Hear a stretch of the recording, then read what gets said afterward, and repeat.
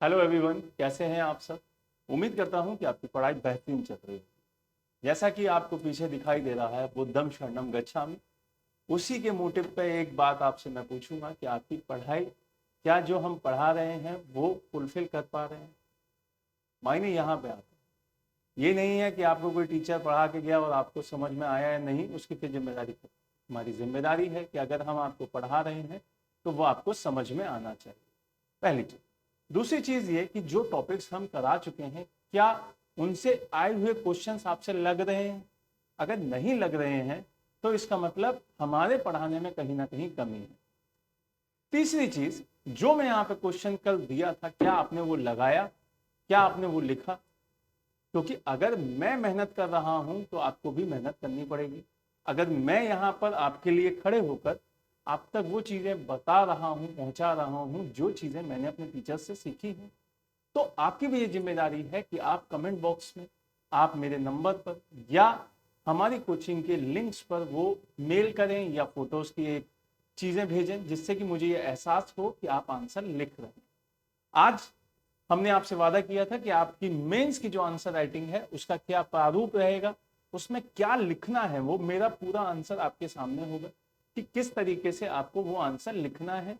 वो चीजें आप देखते चलें और उसको कंप्लीट करके एक आंसर और लिखना होगा उसके ऊपर, जो कि मैं आपको दूंगा।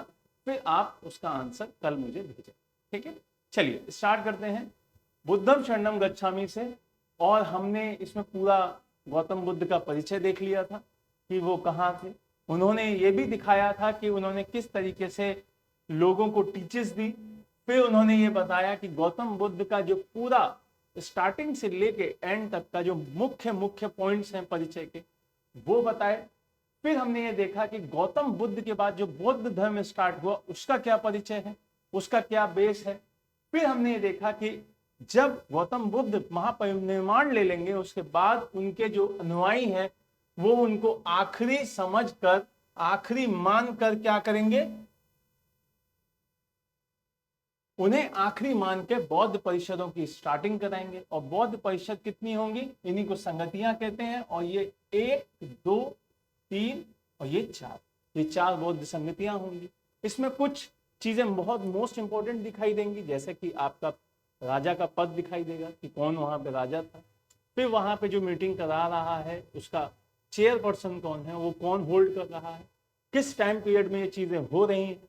और सबसे बड़ी बात कि उसमें क्या कोई इंपॉर्टेंट काम हुआ है। ठीक है, फिर इसके बाद हम देखेंगे कि चीजों में और क्या क्या पढ़ना था हमें। फिर हमने देखा था कि वहां पर दो मुख्य शाखाएं सामने आई थी, जो कि थी एक हीनयान और एक महायान। महायान को बहुत अच्छे से समझा था हमने, हीनयान को भी बहुत अच्छे से समझा था। उसी में हमने देखा था कि एक थेरवाद जो उप संप्रदाय दिखाई देता है वो हीनयान के अंदर दिखाई देता है। फिर हमने ये चीजें देखी थी कि शाखाओं का क्या मतलब होता था। फिर इसके बाद त्रिपिटक देखा था। त्रिपिटक मतलब क्या था, त्रिपिटक मतलब था कि किताबों की एक बास्केट, जिसमें 3 किताबों का समूह हमें दिखाई देता है, सूत पिटक, विनय पिटक और अभिधम्म पिटक। इन तीनों में जैसे विनय पिटक में हमें दिखाई देता है कि उनके जो नियम वगैरह हैं मठ में रहने वाले लोगों के, वो उसमें बताए गए हैं। सुत्त पिटक में हमें ये दिखाई देता है कि बुद्ध की जो मुख्य टीचर्स हैं वो दिखाई देती है। और अभिधम्म पिटक में धम्म यहां आ रहा है, लेकिन धम्म से जुड़ी हुई बातें कहां पे हैं, सुत्त पिटक में। ठीक है, अभिधम्म पिटक में क्या है कि एक दार्शनिक विश्लेषण दिया गया है किसका, बुद्ध का, जिसमें उनके दार्शनिक विचारों को रखा गया। फिर इसके बाद हमने ये चीज देखी कि जो बुद्ध धर्म है उसका भारतीय संस्कृति पे क्या योगदान है, बौद्ध धर्म का भारतीय संघ जो संस्कृति दिखाई देती है उस पर क्या योगदान दिखाई देता है, उसको देखा था। उसको देखने के बाद ये हमें समझ में आया था कि बुद्ध की टीचिंग्स आज के परिप्रेक्ष्य में कितनी सफल दिखाई देती हैं या कितनी असफल दिखाई देती हैं। ठीक है, फिर हमने आगे चल के ये देखा कि जो विरासत स्थल है यूनेस्को के द्वारा जो फिक्स किए गए हैं वो कौन कौन से हैं। तो यूनेस्को ने कौन से विरासत स्थल रखे हैं उनकी लिस्ट देख ली थी। और उसकी लिस्ट देखने के बाद हमें पता चला था कि नालंदा है, सांची का स्तूप है, बोध गया है और अजंता की गुफाएं हैं। ठीक है, इसको कंप्लीट करने के बाद हमने एक चीज और देखी कि जो ये हीनयान है, जो हीनयान है वो महात्मा बुद्ध को अवतार नहीं मानते, और जो आपके महायान है वो लोग उनको अवतार मानते। फिर हीनयान के बारे में एक चीज और देखी थी कि ये दो फॉर्म्स पे काम करते हैं जो कि अष्टांगिक मार्ग की नीचे वाली फॉर्म्स थी। एक कौन सी थी? शील थी और एक समाधि थी। ठीक है, तो ये 5 बातों पर ध्यान रखते हैं, 5 सिद्धांतों पर बात करते हैं जो कि शील और समाधि के अंतर्गत आते हैं। लेकिन महायान आपके जो स्टार्टिंग के पहला है प्रज्ञा, उस पर ध्यान रखते हैं और प्रज्ञा के अनुसार ये बात करते हैं। प्रज्ञा में 3 चीजें हैं, एक तो आपकी दृष्टि है, एक आपकी बात है और एक आपका संकल्प है, जो कि स्टार्टिंग में ही दिखाई दे रहे होते हैं। फिर इसके बाद आगे जब हम बढ़ते हैं तो हम डिफरेंस देखते हैं प्रॉपर कि हीनयान और महायान का क्या डिफरेंस है। तो हीनयान में क्लियर समझ में आ रहा था कि ये लोग भगवान नहीं मानते हैं, इनको हीन माना जाता है, छोटे लोग माना जाता है। महायान अपने आप को बड़ा जहाज मानता है जिस पर लोगों को ज्यादा एकत्र कर सकता है। ठीक है, उसी तरीके से ये लोग क्या करेंगे, भगवान को जब भगवान ही नहीं मानेंगे तो क्या करेंगे, मूर्ति पूजा नहीं करेंगे। लेकिन जब जो व्यक्ति उसको भगवान मान रहा है तो वो मूर्ति पूजा वहां पर करेगा। क्लियर? मूर्ति पूजा जब वो करेगा उसके बाद ये चीज और क्लियर समझ में आ जाती है कि ये लोग जो महायान के हैं वो उनको भगवान विष्णु का अवतार मान रहे हैं, क्योंकि भगवान मान रहे हैं तो किसी ना किसी का अवतार मान रहे हैं, और भगवान विष्णु के 10 अवतारों में से कौन से नंबर का मान रहे हैं, 8वें नंबर का मान रहे हैं। तो ये सारी चीजें हम पढ़ चुके हैं। अब इसके बाद हम जो देख रहे हैं वो है आपका ये महात्मा बुद्ध को कहा जा रहा है क्या, अग्रदूत। किसका? पुनर्जागरण का अग्रदूत। जैसा कि आधुनिक भारत में दिखाई देता है, किसको कहा जा रहा होगा, राजा राम मोहन राय। ठीक है, उन लोगों को क्या कहा जा रहा होगा कि ये पुनर्जागरण के क्या है, अग्रदूत। उसी तरीके से प्राचीन काल में महात्मा बुद्ध को क्या कहा जा रहा है, पुनर्जागरण का अग्रदूत। अब यहीं से एक क्वेश्चन बनता है यूपीएससी का कि अच्छा बताइए, क्वेश्चन फॉर्म में क्या आएगा कि महात्मा बुद्ध को प्राचीन इतिहास में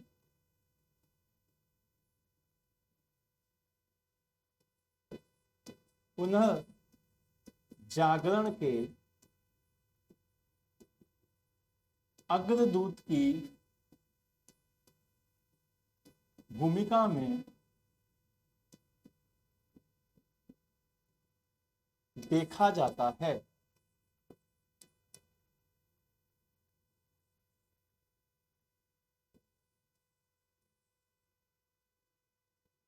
देखा जाता है। अपने शब्दों में व्याख्या करें। अब इसको लिखें क्वेश्चन को, और फिर इसके बाद इसका आंसर आपको कल देना है। क्लियर? इसका आंसर आपको कल देना है। गौतम बोलिए, क्लास ले। ठीक है, इसका आंसर आपको कल लेना है, और ये आंसर बताना होगा आपको कि किस किस पॉइंट पर चीजों को रखना होगा। महात्मा बुद्ध की प्राचीन इतिहास में पुनर्जागरण में अग्रदूत की भूमिका बतलाएं और अपने शब्दों में उसे व्याख्यान्वित करें। उसको ये बताएं कि क्या क्या पॉइंट उनके दिखाई देते हैं। ठीक है, तो पुनर्जागरण के अग्रदूत जैसे हैं तो ये बताना होगा कि उन्होंने क्या क्या सुधार काम किए। ठीक है, ये बताना होगा कि क्या सुधार वाले काम किए। दूसरी, ये आपको बताना होगा कि जो कुरीतियां चल रही थी वो कौन कौन सी चल रही थी, तभी तो ये दूर करेंगे। तो ये सारी पॉइंट्स आपको उसमें लिखने होंगे, फिर इसके क्वेश्चन पर हम जिक्र करेंगे, लेकिन जो कल हमारा क्वेश्चन था अब चलते हैं उसके ऊपर। पहला क्वेश्चन ये आपके सामने था, क्योंकि मैंने आपको दिया था कि इसका आंसर लिखना है कि महात्मा बुद्ध के नैतिक विचार वर्तमान में भी प्रासंगिक हैं, चर्चा कीजिए। अब यहां से क्लियर दिखाई देता है कि ये इथिक्स से भी आपका क्वेश्चन जुड़ता है। ठीक है, ये paper GS first plus GS fourth, क्योंकि आप सभी को पता होगा कि ये पेपर किसका है, इथिक्स का। और ये पेपर आपके दो सेगमेंट कंप्लीट करता है, एक हिस्ट्री और ज्योग्राफी। ठीक है, और सोसाइटी भी कंप्लीट करता है। क्लियर? तो ये चीज आपको बतानी होगी कि अगर हम यहां जीएस फर्स्ट में इस चीज को देख रहे हैं तो हमें ये क्या समझ में आ रहा है कि इथिक्स से भी रिलेट कर रहा है। ये सीधे सीधे अगर जीएस फर्स्ट में ना पूछकर कहां पूछ ले, यहां, तो क्या गलत होगा? नहीं, क्योंकि इथिक्स में अगर हीनयान की फॉर्म से देखा जाए तो ये कोई भगवान नहीं है, ये क्या है, ये महापुरुष दिखाई देते हैं। और महापुरुष होने की वजह से इनकी आइडियोलॉजी आज के सापेक्ष में बिल्कुल मान्य होगी, और मान्य जब होगी तो उनकी चीजें इथिक्स में पूछी जा सकती हैं। क्योंकि इथिक्स में क्या पूछा जा रहा है, दर्शन पूछा जाता है, उसमें किसी ना किसी व्यक्ति की आइडियोलॉजी पर बेस रख के क्वेश्चन पूछा जाता है। तो ये चीज आपको ध्यान में रखनी है। तो अब इसकी रूपरेखा देखेंगे। सबसे पहला एक पॉइंट डालेंगे, संदर्भ। ठीक है, सबसे पहला क्या पॉइंट डालेंगे, यहां पे लिखिए पहला पॉइंट संदर्भ, और संदर्भ में अपनी पॉइंट लिखेंगे, यहां पॉइंट लिखेंगे, फिर इनके बारे में बातें लिखेंगे। यही आपके आंसर की फॉर्म होनी चाहिए। क्लियर? संदर्भ। तो संदर्भ में क्या लिखना होगा आपको, संदर्भ हेडिंग डाल के कि विश्व में, कहां पर, विश्व में कुछ ऐसे महापुरुष रहे। अब देखिए यहां से जब महापुरुष आपने से डाल दिया तो महायान के हिसाब से नहीं हो गया, ये किससे हो गया, हीनयान की फॉर्म में हो गया। विश्व में कुछ ऐसे महापुरुष रहे हैं जिन्होंने अपने जीवन से समस्त मानव जाति को एक नई दिशा दिखाई है। उन्हीं में से एक महान विभूति गौतम बुद्ध रहे हैं। ठीक है, तो क्लियर समझ में आता है कि यहां पे इनको क्या किया गया है, महापुरुष की फॉर्म में देखा गया, और ये सीधे सीधे बताया गया है कि इन्होंने मानव जाति की कल्याण के लिए कई कार्य किए, जिन्हें महात्मा बुद्ध के नाम से भी जाना जाता है। अब यहां से इन्होंने ये आपको पॉइंट दे दिया कि गौतम बुद्ध को ये हम महात्मा बुद्ध भी कहें। दुनिया में अपने विचारों से नया मार्ग, जिसको हम क्या बोल रहे हैं, मध्यम मार्ग। अब ये सीधे सीधे आपको एक टर्मिनोलॉजी पता चली कि ये किसकी आइडियोलॉजी है, मध्यम मार्ग। इन्होंने क्या दिया है, मध्यम मार्ग की कॉन्सेप्ट दी है। और मध्यम मार्ग की जब कॉन्सेप्ट दी है तो मध्यम मार्ग से जब क्वेश्चन आएगा कि मध्यम मार्ग का सिद्धांत किसके द्वारा दिया गया, आप सीधे सीधे लिखेंगे बौद्ध धर्म के, बौद्ध धर्म की आइडियोलॉजी। क्लियर? मध्यम मार्ग के सिद्धांत को सिखाने वाले महात्मा बुद्ध भारत में एक महान दार्शनिक, समाज सुधारक और बौद्ध धर्म के स्थापक हैं। क्लियर? मैंने जैसा अभी आपको बताया कि महात्मा बुद्ध जब भगवान के फॉर्म में दिखाई दे रहे होंगे तो वो फिर काल्पनिक चीजें हो जाएंगी, लेकिन जब वो महापुरुष के फॉर्म में दिखाई दे रहे होंगे तो महापुरुष के फॉर्म में ये बहुत चीजें दिखाई देंगी कि वो एक समाज सुधारक भी दिखाई दे रहे हैं, एक दार्शनिक के रूप में भी दिखाई दे रहे हैं, और सबसे बड़ी चीज कि वो एक धर्म की स्थापना कर रहे हैं जो कि क्या हो जाएगा, बौद्ध धर्म हो जाएगा। फिर इसके बाद भारतीय वैदिक परंपरा में धीरे धीरे जो कुरीतियों का मतलब जो बुराइयां थी वो बहुत सारी पनप गई थी, और महात्मा बुद्ध के सामने ये सबसे बड़ी चुनौती थी कि उनको कैसे दूर किया जाए। क्लियर? संदर्भ में हम यही लिखते हैं ना कि क्या चीजें वहां पे पहले से थी। जैसे मैंने स्टार्टिंग में बताया कि कुरीतियां अगर कुछ होंगी उसी को तो सही करने के लिए कोई सुधार करेगा। या मतलब कोई कुरीति नहीं होगा फिर भी सुधार करेगा? होगा ऐसा? नहीं होगा। तो सबसे बड़ी चीज कि जब कुरीतियों को बताएंगे कि ये कुरीतियां वहां पे थी, तो फिर वो चीजों को सुधार करने के लिए स्टेप उठाएंगे। और क्या क्या स्टेप उठाएंगे? जैसे कि बौद्ध धर्म की स्थापना करेंगे, ये उनका बहुत बड़ा स्टेप है। क्लियर? बौद्ध ने वैदिक परंपरा का मतलब जो जस्ट उनसे पहले की चीजें दिखाई देती हैं। आपने मेरी पिछली क्लासेस देखी होंगी जिसमें प्राचीन भारत की पूरी ऋग्वैदिक काल की स्टडी कराई गई, वैदिक काल की कराई गई। उसमें क्लियर बताया गया है कि कर्मकांड बहुत ज्यादा हो गए थे। तो कर्मकांड, पहली बुराई क्या है? कर्मकांड, उन पे चोट मारी। क्लियर? उन पे चोट मारी। और ये बताया गया कि जो यहां पे वैदिक काल में कुरीति हो गई हैं और वो क्या है? कर्मकांड हो गए हैं। उन पे चोट करना स्टार्ट किया। और उन्होंने ये बताया कि जो वेद और उपनिषद में विद्यमान आपकी दार्शनिक क्षमताएं हैं, है ना, वो आपके किसी ना किसी मात्रा में अपने दर्शन में स्थान दे दिया। कि उन्होंने क्लियर किया कि जो वेद और उपनिषद है उसमें ऐसा नहीं लिखा गया कि आप ये करिए ऐसा। उन्होंने ये बताया कि जो चीजें अच्छी हैं उनको फोकस में लाए, जो चीजें बहुत बेहतरीन है उनको फोकस में लाए। क्लियर? तो ये पॉइंट लिखने के बाद फिर आप एक पॉइंट और लिख सकते हैं वहां पे कि मध्यकाल में कबीरदास। अब आगे का एक दो और लोग ऐसे दे दीजिए कि जिससे आपको ये समझ में आए कि उनके साथ, उनके सापेक्ष में भी कोई दिखाई देता है ऐसे ही काम करने वाला। मध्यकाल में कबीरदास जैसे क्रांतिकारी विचारकों पर महात्मा बुद्ध के विचारों का गहरा प्रभाव दिखाई देता है। अब जैसे कि किसी व्यक्ति ने कोई आइडियोलॉजी दी, ठीक है, तो आइडियोलॉजी देने के बाद सिर्फ और सिर्फ वो आइडियोलॉजी बन के रह जाए, ऐसा नहीं होना चाहिए। अगर आइडियोलॉजी कोई फॉलो कर रहा है तो ज्यादा चीजों को मायने होते हैं। अगर बौद्ध धर्म स्टार्ट कर दिया जाए और मात्र स्टार्ट करने के बाद छोड़ दिया जाए, जैसे हमारा कोचिंग अगर स्टार्ट कर दिया जाए बस, और यहाँ पे पढ़ाई वढ़ाई करवाई जाए बहुत बेहतरीन तरीके से, लेकिन वहां पे कोई पढ़े ही नहीं, उसको कोई आगे ही नहीं बताए, तो उसका कोई मतलब होगा? नहीं होगा। जब कोई व्यक्ति अपने दर्शन को बताता है, अपनी चीजों को बताता है, उसको फॉलो करने वाले लोग जब स्टार्ट होते हैं, उसको मानने वाले जब लोग स्टार्ट होते हैं, तब वो चीज फुलफिल दिखाई देती है। तो उसी तरीके से महात्मा बुद्ध का जो दर्शन दिखाई देता है उसको मानने वाले आगे दिखाई देते हैं, जिनमें से एक कौन है?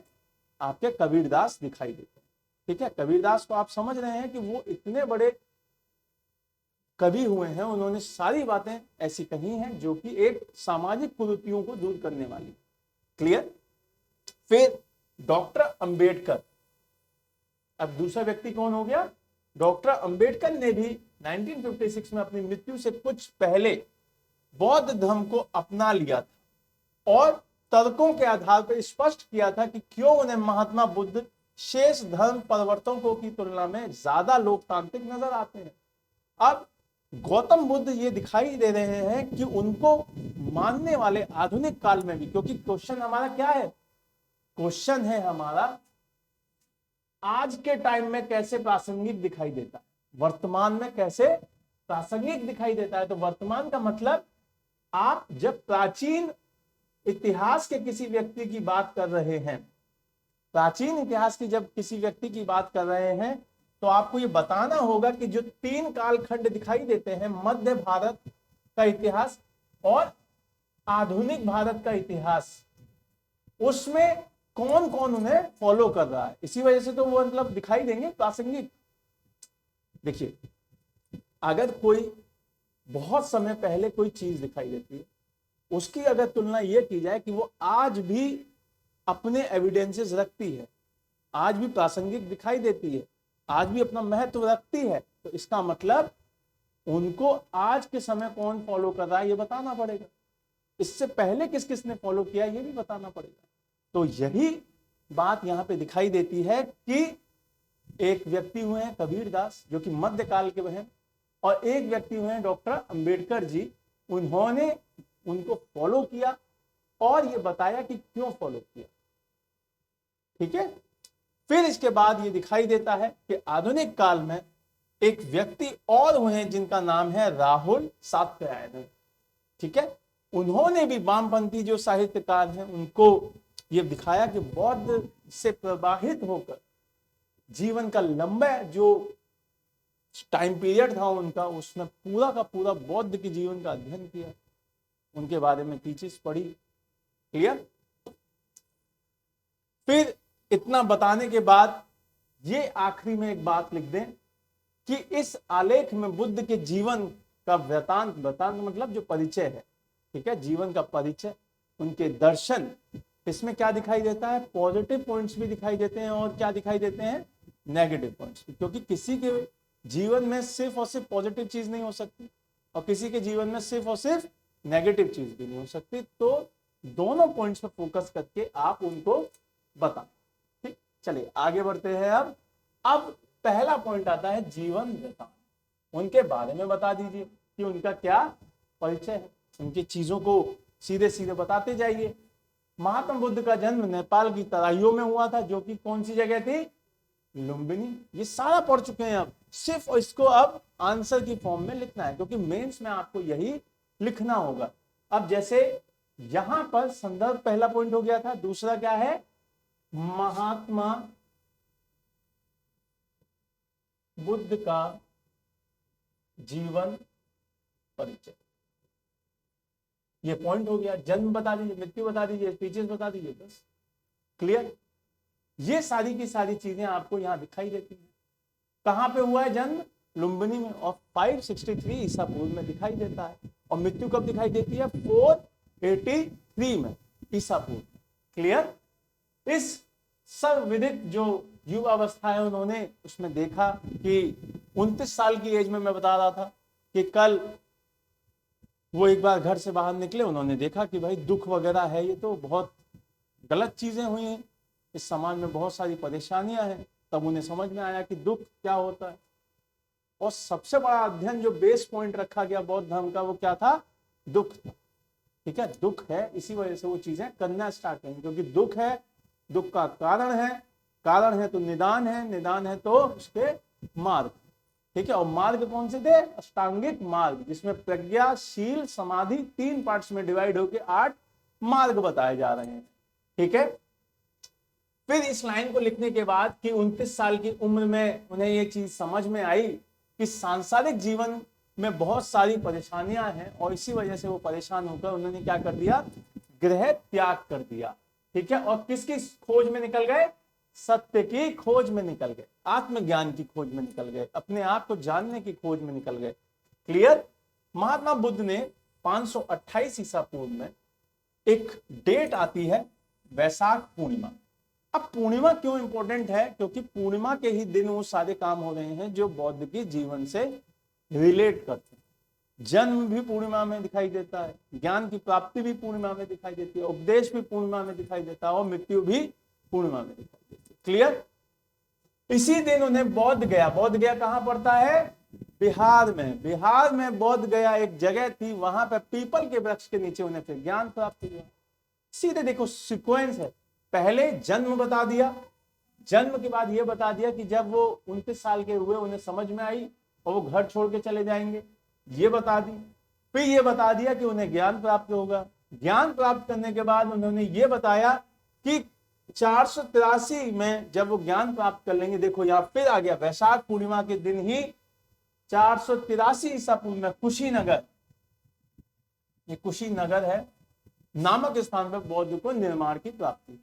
ठीक है, समझ में आया? तो फिर उनको ये दिखा रहे होंगे कि मृत्यु इस सीक्वेंस में हो रही है, अपने टीचर्स वो इस सीक्वेंस में दे रहे हैं।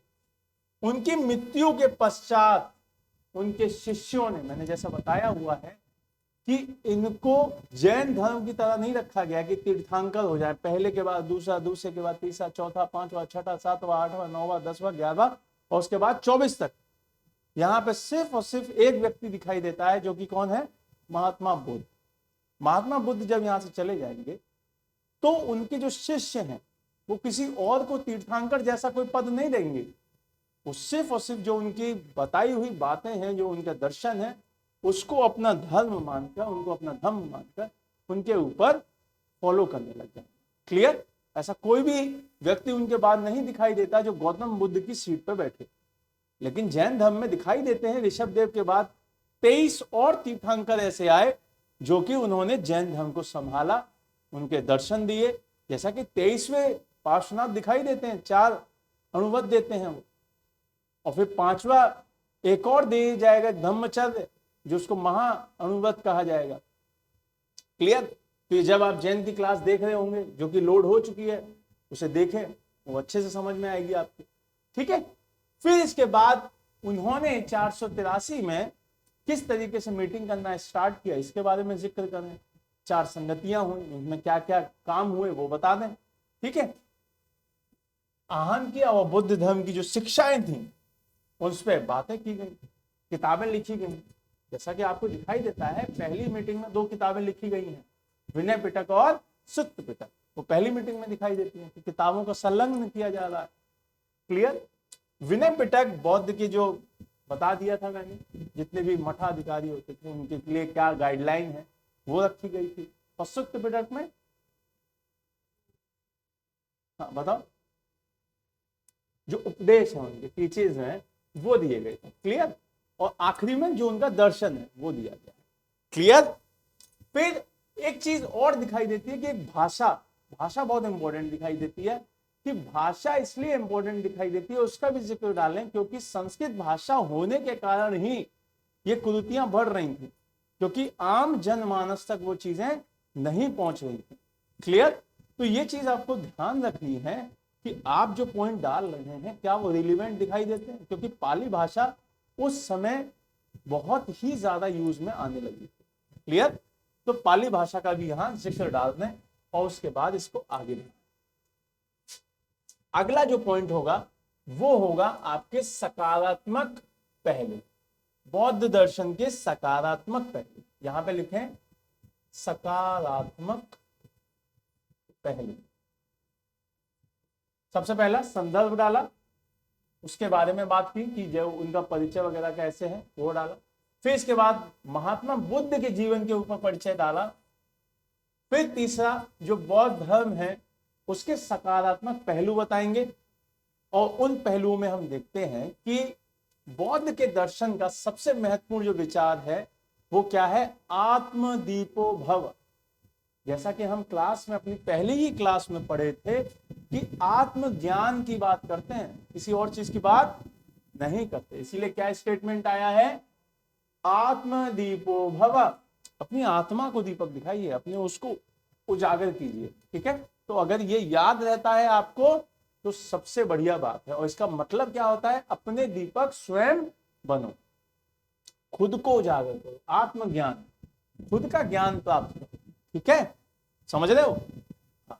अपने दीपक स्वयं बनो। इसे आप निबंध में भी यूज कर सकते हैं, इसे आप इथिक्स के आंसर में भी यूज कर सकते हैं। बहुत रिलेशन है हिस्ट्री का। क्या होता है ना कि इतिहास का बहुत सारी चीजों में रिलेशन दिखाई देता है। आप जो स्टेटमेंट्स दिखाई देते हैं वो बहुत ज्यादा अच्छी फॉर्म में पूछे जाते हैं, और जब पूछे जाएंगे तो वो आपको बताने। क्लियर? फिर इसका तात्पर्य है कि व्यक्ति को अपने जीवन में उद्देश्य या नैतिक अनैतिक जो प्रश्न है उसका निर्णय स्वयं करना चाहिए। इसमें क्लियर पता चलता है कि जो आपके जीवन में नैतिक का मतलब क्या होता है कि जो अच्छे काम होते हैं। एथिक्स में बताया गया है कि नैतिक और अनैतिक हर चीज में दिखाई देता है।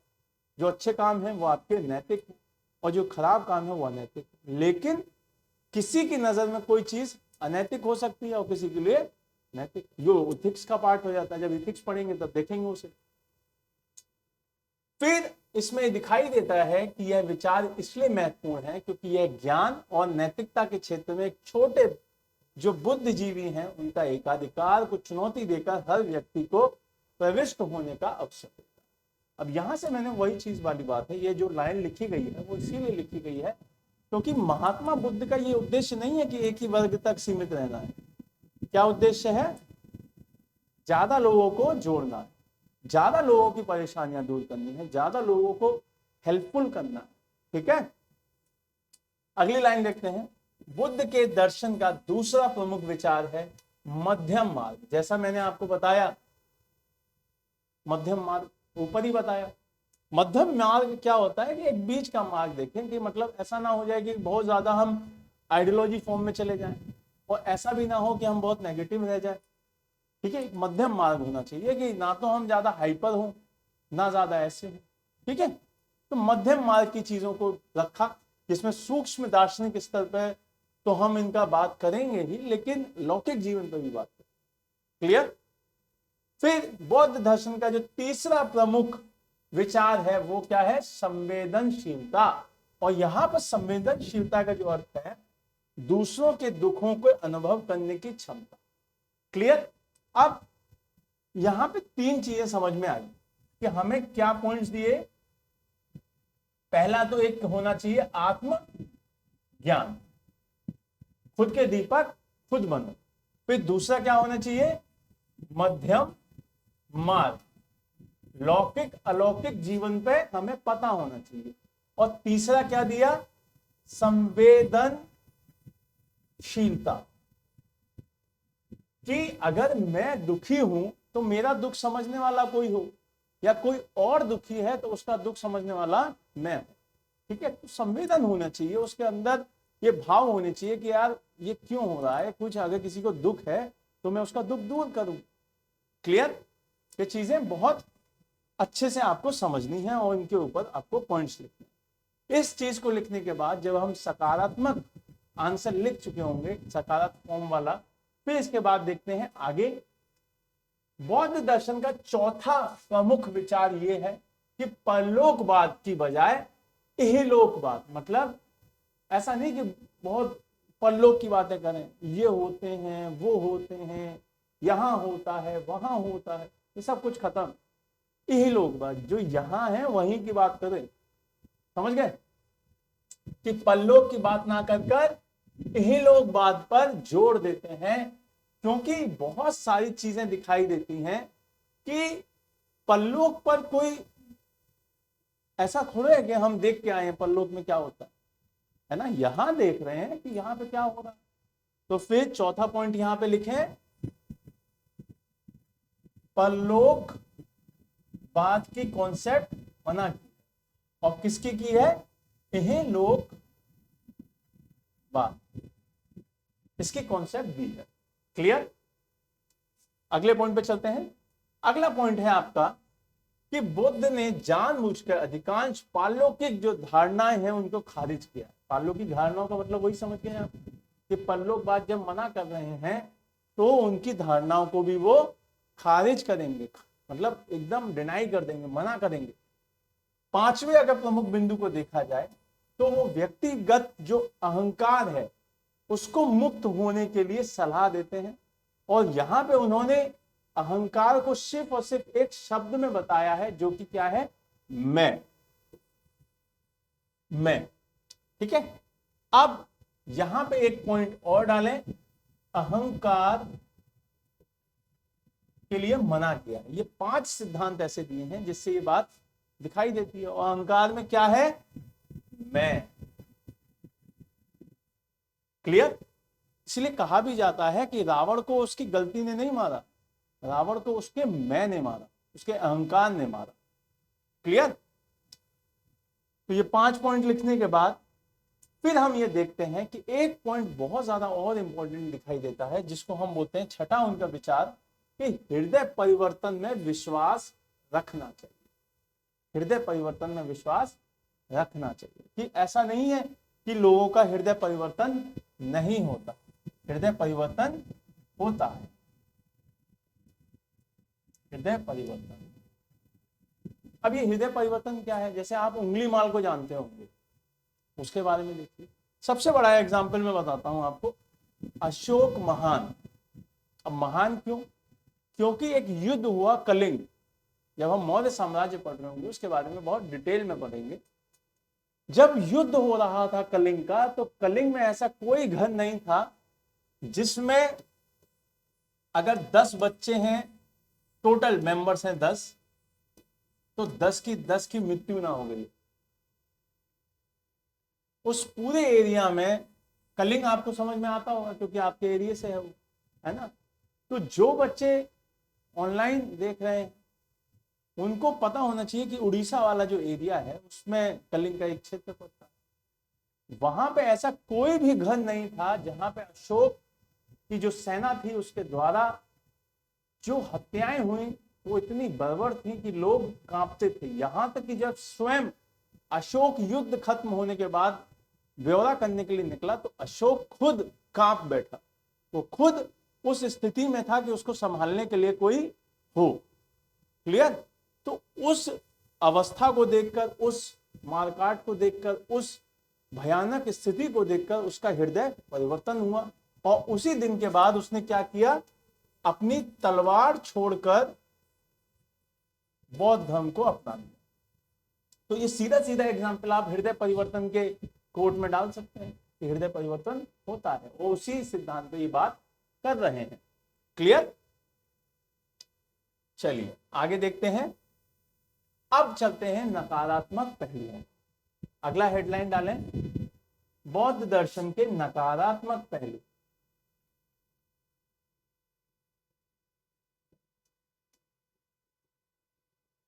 नकारात्मक पहलू। चले देखिए, अब नकारात्मक पहलू क्या होते हैं कि किसी चीज में अगर कोई बुराई दिखाई देती है उसके बेस पे नकारात्मक पहलू रखे जाते हैं। तो बौद्ध का सबसे कमजोर विचार उनका यह विश्वास था कि संपूर्ण जीवन दुखमय है। क्योंकि सारी बातों किस पे बेस रख के बोल रहे हैं, दुख है, दुख है, दुख है। अरे भाई, हर चीज दुख थोड़े है, कहीं ना कहीं तो सुख भी होगा। उन्होंने सिर्फ क्या देखा, एक बूढ़ा व्यक्ति देखा, उन्होंने एक मरा हुआ व्यक्ति देखा, एक बच्चा देखा बुरा, मतलब परेशान। तो उन्हीं के अलावा भी तो कुछ चीजें हैं। हम लोग अगर हंस रहे हैं, अगर हमें वो हंसता हुआ देखते तो इसका मतलब उनके दिमाग में क्या आता, हंसी भी है। लेकिन उन्होंने क्या देखा, सिर्फ दुख। तो इस वजह से वो सिर्फ और सिर्फ ये मानते हैं कि संपूर्ण जीवन दुख में है। ऐसा नहीं है, ऐसा बिल्कुल भी नहीं है। तो ये उनका सबसे बड़ा ड्रॉबैक है। उन्होंने जो 4 आर्य सत्य बताए हैं उनमें से पहला सर्वम दुखम, पहला आर्य सत्य क्या बताया है, सर्वम दुखम, अर्थात सब कुछ दुख में है। इस बिंदु पे बुद्ध एक तरफा होते हुए नजर आते हैं, क्योंकि मैंने पहले ही बताया कि जो बेस पॉइंट दिखाई देता है वो बौद्ध का क्या दिखाई देता है, दुख में जिंदगी बता रहे हैं। क्लियर? जबकि जीवन में ना तो सिर्फ दुख होता है और ना सिर्फ सुख होता है। सत्य तो यह है कि सुखों की अभिलाषा ही प्रेरणा देती है कि जीवन उत्साहित रहे। तो यहां से बहुत क्लियर चीजें समझ में आती हैं कि अगर हम ही हैं, हम लोग हैं, अगर हमारी क्लासेस को बच्चे अप्रिशिएट ना करें तो हमें क्या होगा, दुख होगा। और अगर हम ही को क्लास में बच्चे अप्रिशिएट करें, हमारी तारीफ करें, हमारे कमेंट बॉक्स में जाके कमेंट करें तो हमें मतलब बढ़िया लगेगा। क्लियर? तो ये चीजें होती हैं। फिर बुद्ध के विचारों में एक अन्य महत्वपूर्ण खामी ये है कि नारियों के अधिकार के संदर्भ में जो बात कही गई है वो कम दिखाई देती है। जैसे महिलाओं को शुरुआत में संघ में प्रवेश नहीं था, ऐसा माना जाता है कि उन्होंने अपने शिष्य आनंद के कहने के बाद महिलाओं को प्रवेश ना देने की बात हुई थी, जब तो उस पर बात की गई थी। यहां से सीधे सीधे एक बात नजर आती है कि 2 पॉइंट दिखाई देते हैं। पहला ये कि वो हर चीज को क्या बताते हैं, दुख में। और दूसरा ये कि महिलाओं को वो ये मानते हैं कि अगर इनकी बौद्ध धर्म में एंट्री होती है तो बौद्ध धर्म कमजोर होगा। ठीक है, वो क्या हो जाएगा, कमजोर हो जाएगा। फिर लोग चीजें अलग तरीके से इंटरप्रिएट करने लगे। इसी वजह से महिलाओं की स्थिति पे कम बात हुई। क्लियर? आगे चलते हैं और आगे पॉइंट है आपका ये, महात्मा बुद्ध के विचारों की प्रासंगिकता। ठीक है, महात्मा बुद्ध के विचारों की क्या है, प्रासंगिकता। अब इसमें क्या होगा, यहां पे लिख लीजिए,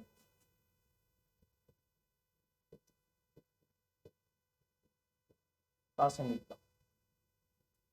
महात्मा बुद्ध भारतीय विरासत के एक महान विभूति हैं। सीधे सीधे आप अपनी भाषा में भी लिख सकते हैं। उन्होंने संपूर्ण मानव सभ्यता को एक नई राह दिखाई।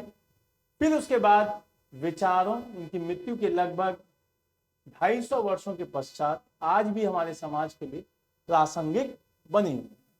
वर्तमान समय में बुद्ध के स्व निर्णय के विचार का महत्व बढ़ जाता है। स्व निर्णय मतलब स्वयं निर्णय लीजिए, सोच विचार करके निर्णय लीजिए, उससे आपका विचार बढ़ जाता है। और स्वयं ना लेकर दूसरों की अगर सलाह पे लेता है तो अंत में वस्तु बन जाती है। मतलब अगर जैसे आप मुझसे एडवाइस लें और अगर मैंने बिल्कुल ऐसे ही एडवाइस दे दी तो आप क्या बन जाएंगे, एक वस्तु बन जाएंगे जिसको मैं रेगुलेट कर रहा हूँ। तो इस वजह से क्या लें, अपने स्वयं निर्णय लें। अगर आपको मुझसे पढ़ने में समझ आ रहा है तभी तो आप मुझसे पढ़ेंगे। और ये डिसीजन कौन लेगा, ये डिसीजन आप स्वयं लेंगे। तो स्वयं अपने डिसीजन लें, अपनी चीजों को रखें। अगर आप स्वयं नहीं लेते हैं वो डिसीजन तो फिर आप वस्तु के रूप में प्रयोग होने लगेंगे। ठीक है, बुद्ध का मध्यम मार्ग सिद्धांत आज भी उतना ही प्रासंगिक है जितना बुद्ध के समय में था। उनके इन विचारों की पुष्टि इस कथन तो होती है कि वीणा के तार को उतना ही खींचना चाहिए कि वह टूट ना जाए और फिर उतना भी उसे ढीला नहीं छोड़ना जाना चाहिए कि उससे ध्वनि ना निकले। मध्यम मार्ग का मतलब मैंने आपको पहले ही बता दिया वैसे कि आप ऐसा नहीं हो कि वीणा है आप उसको बजाने के लिए, जैसे गिटार, वीणा से और ज्यादा इजीली बता देता हूं। गिटार अगर टाइट रहेगी स्ट्रिंग्स उसकी तो बहुत ज्यादा टूटने का डर रहेगा, लेकिन अगर वो इस अमाउंट में फिक्स रहेंगी कि उसको बजाए तो बहुत अच्छी साउंड आएगी, लेकिन लूज होंगी तो वो फिर आवाज ही नहीं आएगी। ये तरीके से उन्होंने मध्यम मार्ग बताया। आगे चलते हैं। आगे इस पूरे क्वेश्चन का एक कंक्लूजन निकाल के बातों को निष्कर्ष की फॉर्म में जब दिया जाता है तो निष्कर्ष ये निकलता है इस पूरे आंसर का, प्रत्येक विचारक की तरह बुद्ध कुछ बिंदुओं पे आकर्षित करते हैं। निष्कर्ष बहुत अच्छा होना चाहिए। ठीक है, निष्कर्ष क्या होना चाहिए, बहुत अच्छा होना चाहिए, छठा होना चाहिए निष्कर्ष। आप सीधे सीधे बुद्ध को ना तो उनको बढ़ाई करें ना उनकी बुराई करें, दूसरों के साथ रिलेट करके उसका आंसर दें। प्रत्येक विचारक की तरह बुद्ध कुछ बिंदुओं पर आकर्षित करते हैं और कुछ बिंदुओं पर नहीं कर पाते। विवेकशीलता का एक लक्षण यही है कि हम अपने काम की बातें चुन लें और जो उपयोगी है उसको अपनाकर अनुपयोगी चीज को त्याग कर दें। बुद्ध से जो सीखा जाना चाहिए वो यह है कि जीवन का सार संतुलन में है, मध्यम मार्ग, और उसमें किसी भी अतिवादिता के लिए रास्ते नहीं है। हर व्यक्ति के भीतर एक सृजनात्मक संभावनाएं होती हैं, इसीलिए व्यक्ति को आधुनिकीकरण करने के लिए बजाय स्वयं अपना रास्ता बनाना चाहिए, स्वयं डिसीजन लेनी चाहिए, स्वयं अपनी चीजों को रखना चाहिए। क्लियर? ये सारी बातें एक क्वेश्चन के अंतर्गत आपने देखी और वो क्वेश्चन था आपका ये। ठीक है, इस क्वेश्चन को अगर मैं क्लियर करूं, ये क्वेश्चन था आपका महात्मा बुद्ध के नैतिक विचारों का वर्तमान में भी प्रासंगिक है, चर्चा कीजिए। आपने चर्चा कर दी, संदर्भ बता दिया, महात्मा बुद्ध का जीवन वृत्तांत बता दिया, बुद्ध के दर्शन के सकारात्मक पहलू बताए, पहलू बताने के बाद उनके नकारात्मक पहलू बताए, नकारात्मक पहलू बताने के बाद प्रासंगिकता बताई उसकी, और फिर निष्कर्ष बताया। क्लियर? ये सारी चीजें होने के बाद यहां पर एक चीज हमको समझ में आ जाती है कि हम अब अपने आंसर लिखने के पूरे फॉर्म में आ चुके। अब मैंने एक आंसर आपको दिया है जो कि आपको लिख के लाना है और भेजना है। ठीक है, उस क्वेश्चन पर आपको ले चलता हूं जो कि मैंने आपको दिया था। वो क्वेश्चन मैंने आपको दिया था यहां पर, महात्मा बुद्ध के जो क्यों उन्हें आज के टाइम में पुनर्जागरण का अग्रदूत भी कहा जाता था। क्लियर? तो ये आंसर आप मुझे लिख के भेजें कमेंट बॉक्स में, आपको नंबर भी दे दिया जाएगा। आप डायरेक्ट मुझे भेजना चाहते हैं व्हाट्सएप पर, वो भी भेज सकते हैं। ठीक है, तो घर पे रहें, सुरक्षित रहें, पढ़ते रहें। जय हिंद, जय भारत।